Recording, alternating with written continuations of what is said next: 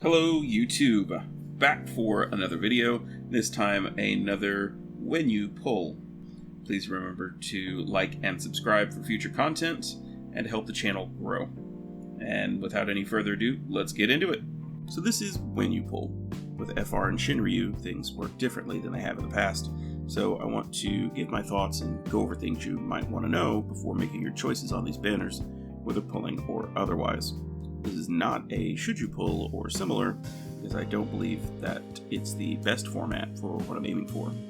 My goal is to try and help people make more informed decisions for themselves, rather than simply parroting what they've read or seen online. Improving the discourse around fights and characters is always going to be good for the health of the game, and I often see folks say things like, well, I heard that X character is bad and falls off quickly, and you have to pull for Y because they're meta and you can't beat content without them, which has neither facts nor personal opinions behind it, and frankly, the game doesn't really function like that in Shinryu. I understand that not everyone wants to do a ton of research for fights and future viability of characters, but I am hoping to help people learn good habits when it comes to deciding whether or not to pull that are based more on fact than on hearsay. That being said, these are my thoughts, and as I want to encourage dialogue within the community, please leave a comment down below with what you think and with what your plans are.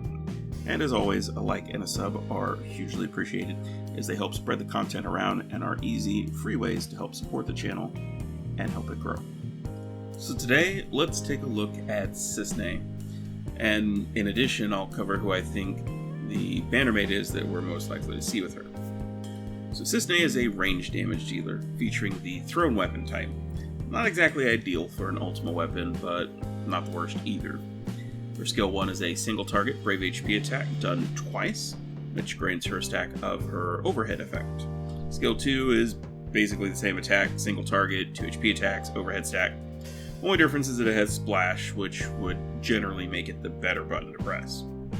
Now, her overhead effect is pretty simple. It gives her attack and max brave, caps at 3 stacks, and on every one of your other character's turns when they act, it triggers a follow-up from Cissnei that has a number of HP attacks equal to the number of stacks of the effect that she has of her overhead.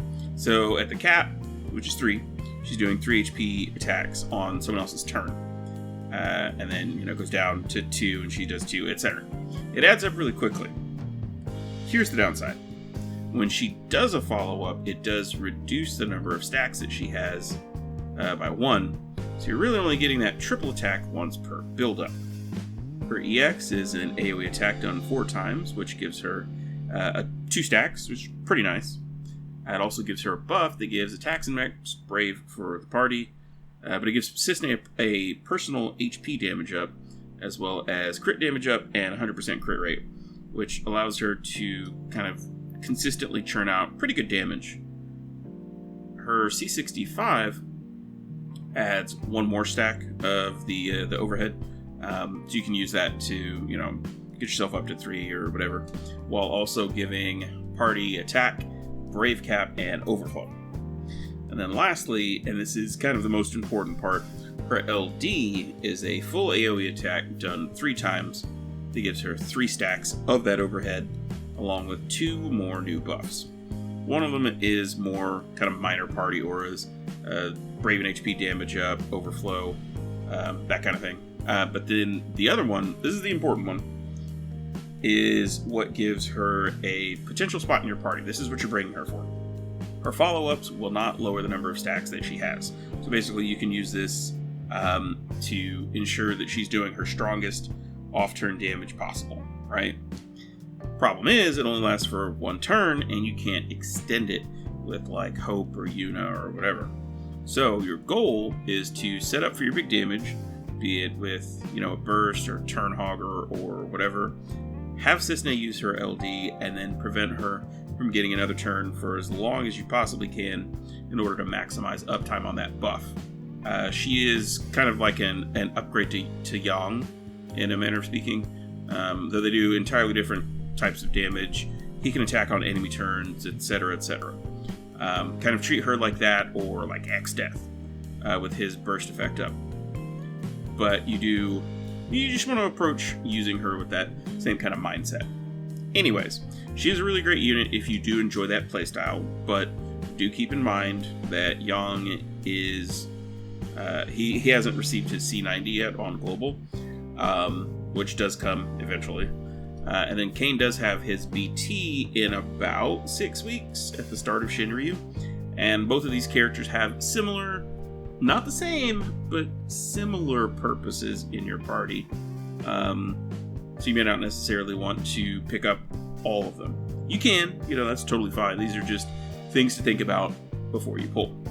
So, Cissnei is most likely not going to be helping out most characters' force times. I mean, outside of like the raw damage that she deals, which is obviously really good, but other than things that allow for, where the bonuses for off-turn damage or ranged attacks, it might be a little tough to pair her or something. She is fully enchantable, so you can use her with, deal XYZ element damage characters if that's what you want to do.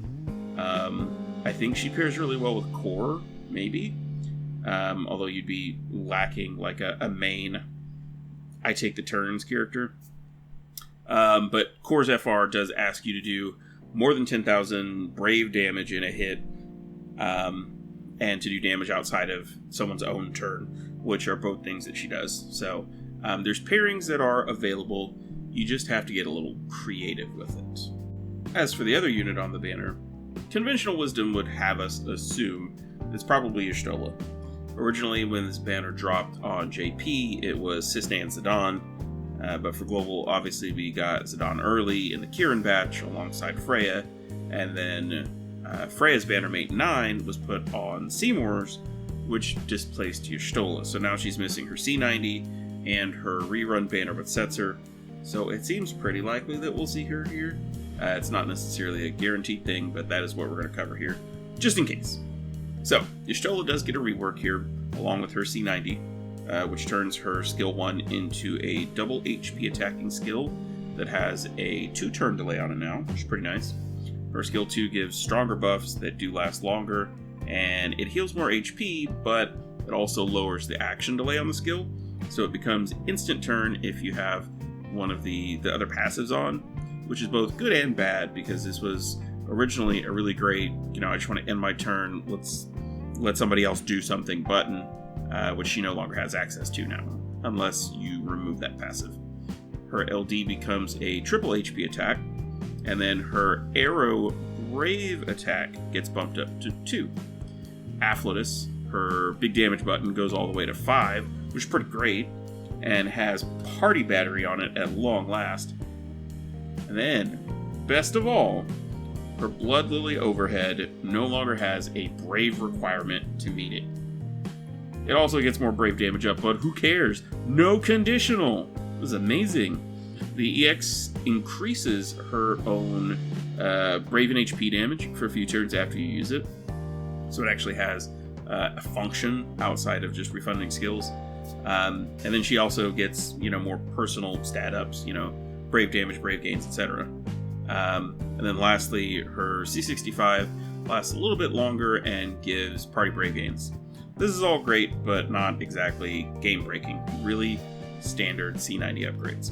Y'shtola is a great unit, but unfortunately she doesn't stand out tremendously at this point, and frankly, probably isn't worth the full investment at this point if you haven't already done it.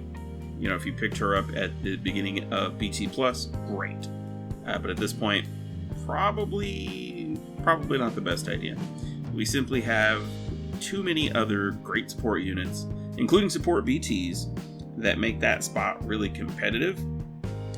And most people are probably more inclined to just run Garnet, who also does, off-turn damage. She does enable the legendary Snowverflow exploit, though, if that's something that you're into. And she's a great choice for 6-man fights, because her EX does have the ability to pick up downed units that are in your reserves. As far as FR pairings, there are a few that come to mind. She is compatible with a lot of different conditions, like battery, instant turn, instant break, healing, and changed like brave HP attack FRs. So she's got a really good variety that she can work with. Problem is, she doesn't have force levels yet, so she's pretty much completely fallen off the face of the earth. Once she does, though, she should be a great choice, since she could fill the role of Gauge Charger pretty well, since her skill 2 and EX become instant turn, and then the latter, the EX, returns the use of the former. So the TLDR here is good, but falling behind. For the fight, we've got Safer Sephiroth popping up. This is a more interesting fight than those we've gotten lately, as the boss is launch immune and has framed turns, and eventually cannot be broken. Additionally, the orb is fatal, and it ticks down by 2 on each of your turns. The condition here is to do crit damage, as well as off-turn attacks that aren't on the boss's turns, so no counters here. Functionally, what this means is that you want a means of getting fixed crits, so 9, Kate Sid, Lilith, and Saz come to mind, as well as off-turn attacks. This opens up Freya or Kain, maybe even Core. The only issue is that both of these are +1s, and the boss has a whopping 44 million HP. The path of least resistance here is Cissnei, obviously, and that can work just fine if you want to go that route. The boss does have a ton of, AoE HP attacks, some of which are triggered by thresholds and are percentage based, but most, if not all, of his attacks are dodgeable, so as long as you've got a decent healer, you should be fine. Run Layla if that's what you want to do. I think it also turn warps, but it's been so long that I don't really remember. I'm not sure if I'm going to pull for Cissnei, just to get through one fight, but you can more or less guarantee that someone on your friend list is going to have a friend Cissnei set up and available for you to use. And she, along with, a strong BT or even 2, is more than enough to power through this fight. I think originally I ran Snow and Ramza, and then I subbed out my third for a Cissnei friend and went to town. So there are definitely options here. And that's it. Those are my thoughts on the upcoming units. Drop a comment and let me know what you think of the format, and if you're pulling here, and if you're not too. Like and subscribe for more content, and I will see you in the next one. Take care.